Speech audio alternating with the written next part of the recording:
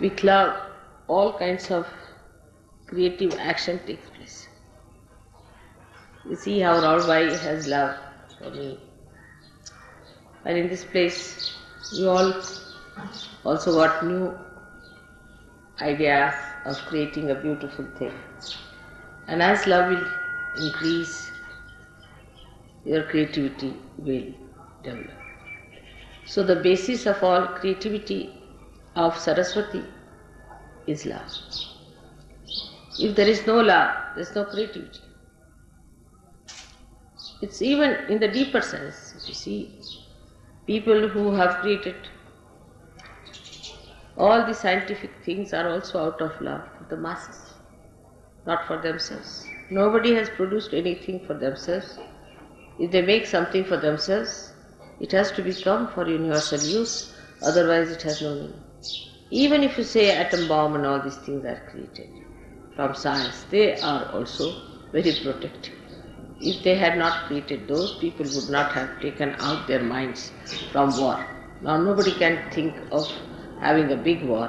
Of course they are having cold wars, but that also will gradually stop when they will be fed up of it. So all the activity on the right hand side of Saraswati basically has to end up in love, starts with love and ends up in love. Whichever does not end up in love coils up and finishes up. It just disappears. So you can see that even matter which is not used for love just finishes. The basis has to be love. Otherwise all such matter that we create, which has angularity, which is not fitting into the mass media, which is not appealing to the masses. Of course, it takes time. We have seen that it takes time. But it has that tendency always to disappear in the thin air as soon as you find it does not appeal to the masses.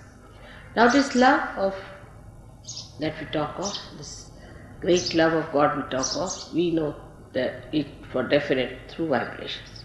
People do not have vibrations, but still we can feel the vibrations in a very unconscious way. All the great paintings of the world have vibrations. All the great creative works of the world have vibrations. Only those who have vibrations have been sustained by time. Otherwise all other things are destroyed. There must have been monuments and horrible statues and horrible things that have been created long time back, but were all destroyed by nature and they could not stand the impact of the kala, that is the destructive power of time. So all that is sustaining, all that is nurturing, all that is ennobling comes from this sense of love which is within us, very much developed, but within others also who are not yet realized. Ultimately the whole world has to realize that one has to go to that ultimate love of God, otherwise it has no meaning. Now you have seen in art, people have taken to other methods of appealing to people by using cheap things and very vulgar things, just to make people think that this is art. But this will all disappear. It cannot sustain the impact of the time, as I told you. It cannot, because the time will kill it. All these things have to disappear. And already you can see the result, how things are changing everywhere, even in the West. So there is no need to be so much disappointed with the West and to say that the Western world is a wasteland. It is going to be all right, and it has to be done. Especially it has done a lot of puja of Saraswati, I should say, in the West. Much more that they have done in India, because they have gone to learning, they have tried to find out so many things. But only thing they forgot that it is a goddess of learning. Everything comes from the goddess, that's what they've forgotten. And that's why all the problems have been created.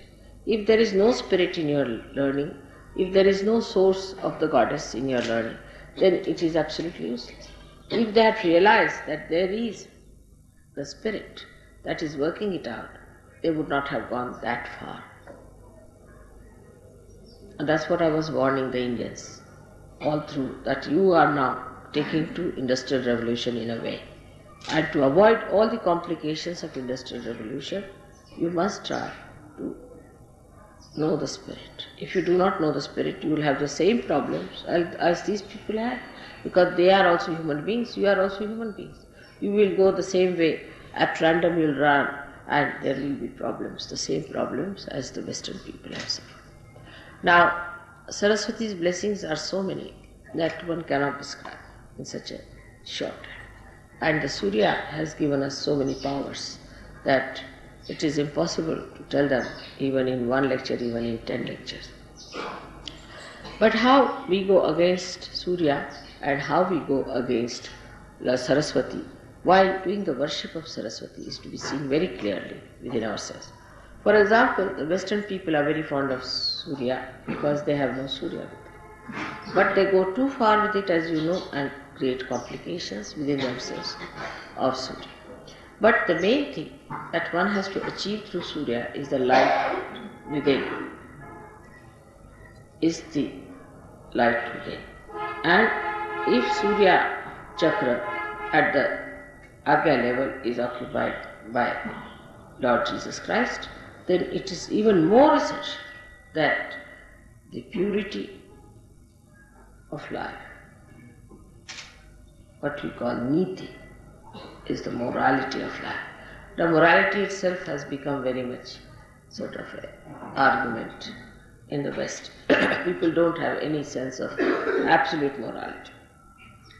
On vibrations, of course, you know. But they have gone all against it.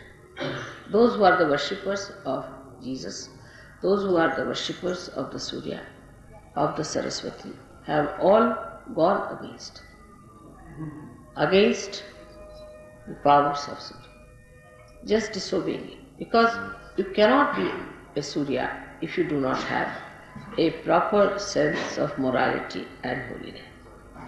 The Surya itself brings light. You see everything clearly.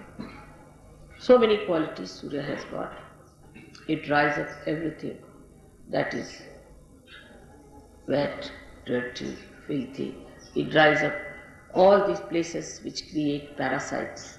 But so many parasites are created in the West.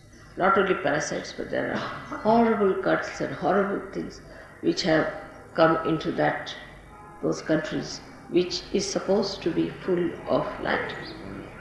And in that darkness they exist. Darkness about their spirit, darkness about their own knowledge, and darkness about love. These three things have taken over in the places where you are supposed to love light. Light doesn't mean what you see with your gross eyes. Light means from within, the light of love. That one should understand. Light of love. And it's so soothing, it's so sweet, it's so beautiful, it's so enamoring, it's so abounding that unless and until you can feel that light within you, that light which is of pure love, of purity, pure relationships, pure understanding, if you can develop that kind of a light within yourself, then the whole thing will be cleansed. Wash me and I shall be whiter than snow. This is what happens to you when you are completely cleansed. The purest form of nature is within us. The purest form of nature is within us. Our chakras are made out of that purest form of nature. We are the only people who are spoiling it by our mental thinking. Again, the same Saraswati's work. We are going against Saraswati itself. Saraswati cleanses all that is impure in nature, while with our brain activity we are spoiling all that. All our brain activity goes against pure intelligence.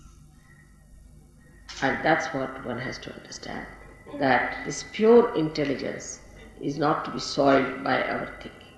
Our thinking can make us so bumptious, so ego-oriented, so impure, that we can really eat the poison and say, what's wrong? Just the opposite of Saraswati. If Saraswati is within us, she gives us subuddhi, wisdom. And that's why to worship Saraswati, to worship Surya, we must have that clear vision as to what we have to be, what we are doing, what filth we are living in, what our mind is getting into. After all, we are here for emancipation and not for just pampering our ego and living with our filth that is with us. So this light should come within us and we should try to rise above our own mental filth which is being created around us. Apart from that, you have to go higher and understand that there is within us a thing called ego. And this ego is false, absolute false. You do not do anything. Actually, when you turn your eyes here and there, when your attention is here and there, it's nothing but your ego is trying to overpower it. But actually, ego is an absolute falsehood, because there's only one ego, and that is of God Almighty, Mahat Ahankara. There is no really any ego that exists. It's a myth, it's a very big myth. Because if you start thinking, you are doing everything, you are doing this, you are doing that, which you are not doing, then this nonsensical ego comes in and you start working it out. It can project in every direction.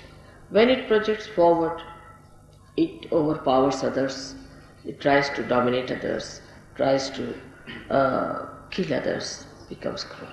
When it moves right side, it becomes supraconscious. It starts seeing things which are absurd, which are foolish, which are stupid. When it moves left side, then it starts seeing things, yourself as a big man, as a big Christ, or as a big Devi, or something. They are Adi Gurus, and I am very great personality. That's left side. When it moves backwards, that's the dangerous one. When people become gurus, which are ruining other people. When the ego moves backwards, then they become gurus. They themselves have lots of defects in themselves, and they try to pull people into those horrible stuff which is described as absolute narka. That's how is the movement of ego on all the sides. Now, when people try to use their right vishuddhi, that is to talk about themselves, is the worst of all. Whatever type of ego you may have, if you start boasting about it and talking about it, that it encircles, thickens the walls of ego so much that it is impossible to penetrate into that, because that such a person is completely satisfied with himself and he believes that he is true. And once he starts believing into a nonsense like that, is an impossibility. It's an impossibility to penetrate. So when you boast about these things or you talk big, be careful. You see, you know what I am, but how many times do I say I am done? Even if I say once, it makes tremendous vibrations for you. But how many times do I say so? At the most, if you say something, I say to him, yes, but I don't say that. If I say it loudly, I don't know what may happen. The whole thing might be blasted with me. So one has to understand that Mahat Ahankara is the one that acts, that works, that really. Sometimes I shout at you, immediately all the bhoots run away. Just once I shout. Yesterday you saw all the bhoots that were coughing, they all ran. Yesterday just I stopped. So you should understand that now as you are realized souls, you can also do the same. Use your right vishuddhi to shout at yourself. Now will you please stop boasting? Will you stop talking all this nonsense? Will you stop showing off? Then it will. Now this thickening takes place by people who really are active, who want to do something about it. Not that they are not active, they want to do it. But they know only one way is to act through talking. They don't understand that there are inner ways by which you control it much more. Because they don't want to take to that, they take to this talking. And once they take to talking and they talk about it, the whole power flows up. But if they do not talk about it and keep it within themselves, it's all right, you can tell me about your experiences or anything, but if you start telling others, by talking about it too much, then the powers that you have got will be all disappearing gradually. And you will just come down to absolutely lowest level. So one should not too much talk that I have this power, or I see this, or I do this, which is a very wrong thing. I warn you, don't try to show off. You can talk about my powers, it's all right. But don't try to talk about your powers. When it comes, of course, to talk to somebody who is a negative person, or to tell somebody, then you should say that we, not I, we have, some of us have felt this power within us. We have seen people. It may be you only, but you need not say I have. What you have to say, we. Then you become the Mahatahankar. When you say we, yes, some of us, we do. Like in Gregor's book also, I saw to it that he should not have many I's, but he should have we.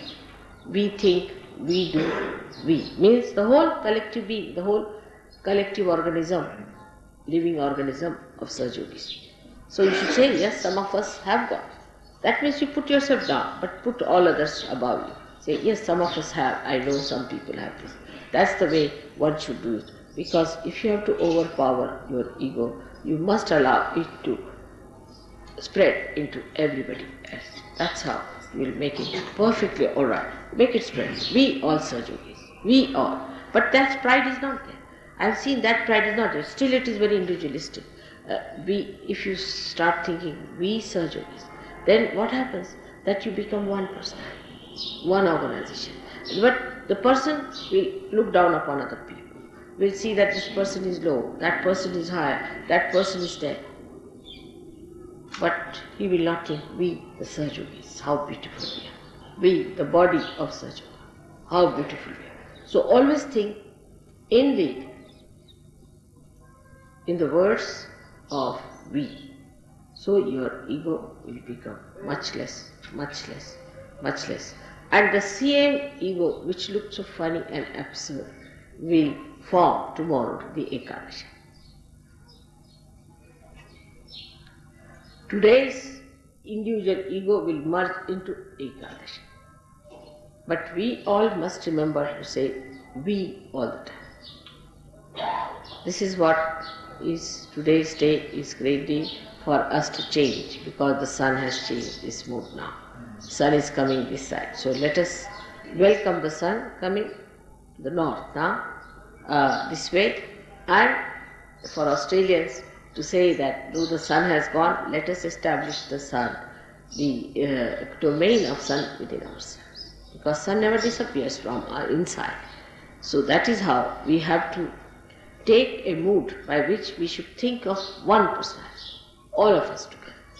All of us together. And anybody tries to be something separate or different, he'll drop it. I'll drop it. Whatever it will drop it. So you just don't want. Anybody who tries to be singled out or anything, everybody must do whatever they like, to nurture the whole, to help the whole, to emancipate the whole, but not to in any way put anyone down or less. Because this is not the way the Sahaja Yoga is. Sahaja Yoga only works in collectivity. And the one who has developed this permeating spirit is a real Sahaja. Who has not, is not. Whatever you may think of yourself, I have nothing to say. But this permeating personality, which moves from places to places, whether you talk or not, like your mother is. Whether I meet you or not makes no difference, but I am permeating through all of you. By little things also, I am there with you. So like that, try to permeate into each other and see the beauty, and you will enjoy yourself the best, because that is the biggest thing. That's the biggest thing that is to be achieved. Because this ego, makes you like a nutshell, and you just cannot have a rapport with that beauty of permeation. And just see how the notes move into each other. It will be a great idea today. It's a great thing. Today we have to having puja dhulya. Like the dhulya means the dust. And one day I had written in childhood a poem, I remember. Very interesting poem it was. I don't know where it's lost, but we said that I want to be like a dust particle, which moves with the wind. which goes everywhere, can go sit on the head of a king, or can go and fall at the feet of someone. It can go and sit on a little flower, and it can go and sit everywhere. But I want to be a particle of dust that is fragrant, that is nourishing, that is enlightening. Like that, I had written a very beautiful poem where I must have been about 7 years of age, I remember, to be a dust particle. I remember that very clearly, long time back, that I should be a dust particle so that I'll permeate into people, which is a very big thing to become a dust particle of that kind. To that whatever you touch, you see, that becomes enlivened. Whatever you just feel, that has fragrance. It's such a great thing to be like that. And that was my desire, and it has been achieved. At that young age, I had this idea of becoming a dust particle, and today, just while talking to you, I remembered that I wanted to be that, and that is what this place is. And Raulve is like that. She's a very simple woman, and she lives like a very simple person, but she has a sense of permeation. And now there are so many Sahajogis yesterday who came. I'm sure they'll take it up, Sahajoga, very well. There are lots of Sahajogis from Dhulia now, and I'm sure there are going to be more people. I hope you have met all of them. Make friends with all of them. Try to know them, who they are. They may not know English, so get somebody to translate. Talk to them and be nice to them. Be friendly with them. I want you to meet them for permeation. You should know who are the people here, who are in Nasi, because somehow you never meet the Sahajogis, you see, who are in that particular place. And when we go back, we have only 1 or 2 addresses. It's not a good idea. Try to see how many people there are, ask about their questions about them and all that. This permeation is only possible when your ego starts permeating all around. This is the way to overcome the problems of the right side, and that is how to worship Saraswati. Because Saraswati has a veena in her hand, and that veena is the primordial instrument which she plays, like music.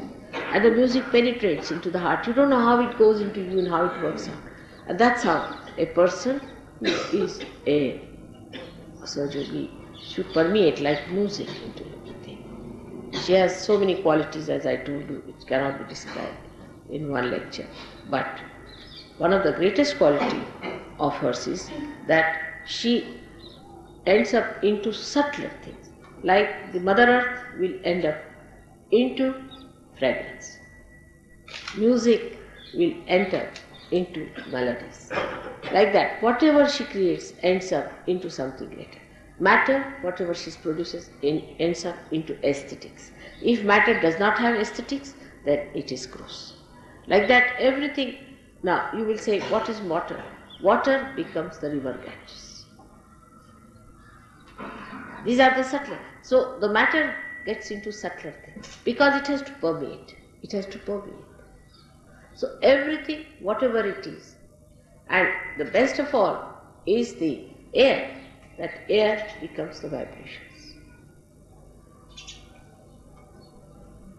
So, you can see how whatever has come out from this matter, from these 5 elements, becomes that subtle thing. Of course, the left side and right side both work it out, because the love has to work on this, and when love acts on matter, it becomes. And that is how one has to look at your own lives to make it a beautiful combination of love and matter. May God bless you. आता धुळ्याच्या सहयोगांसाठी असं सांगायचंय की आता बरेच लोक काल पार झालेले दिसले, आणखी थोडं सिरियसली पण सहयोगात येत आहेत असं वाटलं. तेव्हा धुळ्याच्या लोकांनी मात्र काळजी घ्यायला पाहिजे. राहुलबाईंनी पुष्कळ मेहनत केलेली आहे. त्यांचं घर इथे आहे, तुम्हाला माहिती आहे. तिथे सगळ्यांनी रविवारी सकाळी अगदी व्यवस्थितपणे ध्यान हे केलं पाहिजे. तसंच घरी रोज बैठक पाहिजे. बैठक जर तुम्ही केली नाही तर सहयोगी जमणार नाही. तुमच्यावर अवलंबून आहे. जितकी तुम्ही बैठक कराल, जितकी तुमच्यामध्ये गहनता येईल, तितका सहयोग वाढणार. जर तुम्ही स्वतः मेहनत नाही केली तर सहयोग वाढणार नाही आणि तुम्हाला सहयोगाचा काही लाभ होणार. म्हणून रोज अगदी न चुकता सकाळ संध्याकाळ बैठक ही पाहिजे. सकाळी जरी थोडा वेळ असला तरी संध्याकाळी व्यवस्थित आरामात बैठक पाहिजे. हळूहळू तुम्हाला आश्चर्य वाटेल, तुमचा जो पुष्कळ टाईम वाचू लागेल. कारण बाकीचं तुम्हाला काही आवडणारच नाही. इकडे जायचं तिकडे जायचं, गप्पा मारायच्या, फालतूच्या गोष्टी तुम्हाला काही आवडणार नाही. नको रे ते असं उगीच्या गोष्टी करत राहतात. उलट तुम्हाला वाटते काय बघून राहिलेत सगळे बेकारचे लोक, यांना काही समजत नाही, उगीच आपला कशाला इथे वेळ घालवायचा. तेव्हा तेही सुटत. आणि त्याच्यानंतर मग तुम्हाला आश्चर्य वाटते की जसे तुम्ही जमू लागा, जसे तुम्ही मुळात जाल. मुळं 2-4च असतात, पण ती जेव्हा खोल जायला लागतात झाड वाढू लागतं. असा सहयोग वाढताना तुम्हाला दिसेल. म्हणून माझा तुमच्यावर अनंत आशीर्वाद आहे. काल मी धुळ्याच्या लोकांना खूप समजावून सांगितलं आहे, पण तुम्ही सगळ्यांनी खूप मेहनत केली पाहिजे, खूप पॉझिटिव्हली राहिलं पाहिजे, म्हणजे कार्य होणार. बरं झालं आपण